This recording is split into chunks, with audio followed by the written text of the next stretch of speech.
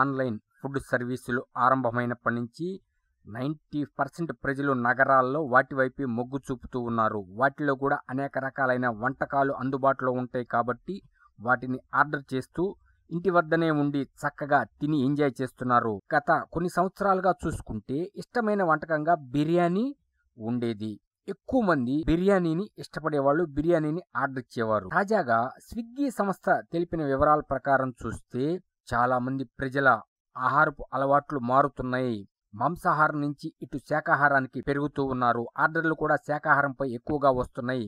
దేశంలోనే అత్యధికంగా ఆర్డర్ చేయబడిన 10 వంటకాల్లో 6 వంటకాలు శాకాహారంకి సంబంధించినవే ఉంటున్నాయని వాళ్ళు చెప్పేశారు. మరియు ఉదయాన్నే మనం టిఫిన్ తింటాం. ఆ బ్రేక్ఫాస్ట్ లో 90% ఎక్కువగా, అంటే 100 మంది ఆర్డర్ ఇస్తే 90 మంది శాకాహారమైన మసాలా దోశ, ఇడ్లీ, వడ, పొంగల్, సాదా దోశ ఇటువంటివి ఆర్డర్ ఇస్తున్నారట. దీన్ని బట్టి అర్థమైన విషయం ఏమిటి అంటే మాక్సిమం ప్రజలు శాకాహారానికి మరలుతున్నారు. దక్షిణాది వంటకాలైన ఈ మసాలా దోశ, వడ, ఇడ్లీ, పొంగల్, సాంబార్ ఇడ్లీ, సాంబార్ వడ అనేవి ఎక్కువగా ఆర్డర్స్ వస్తున్నాయి కాబట్టి ప్రజల అభిరుచికి మారుతుంది. ఆరోగ్యంపై శ్రద్ధ వహిస్తున్నారు అన్నది అర్థమవుతూ ఉన్నది. ఈ క్రమంలో దేశవ్యాప్తంగా బెంగళూరు నుంచి శాకాహారం ఆర్డర్లు అత్యధికంగా వస్తున్నాయిట.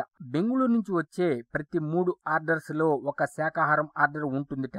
మసాలా దోశ, పనీర్ బిర్యానీ, పనీర్ బటర్ మసాలా ఇక్కడ స్థానిక ప్రజలకి బాగా ఇష్టమైన మొదటి ఛాయిస్ ఇదే అని చెప్తున్నారు. మొదటి 3 నగరాల్లో బెంగళూరు, హైదరాబాద్, ముంబై 3 ఉన్నాయి. అంటే మొదటి స్థానం బెంగళూరు, రెండవ స్థానం హైదరాబాద్, మూడవ స్థానం ముంబై.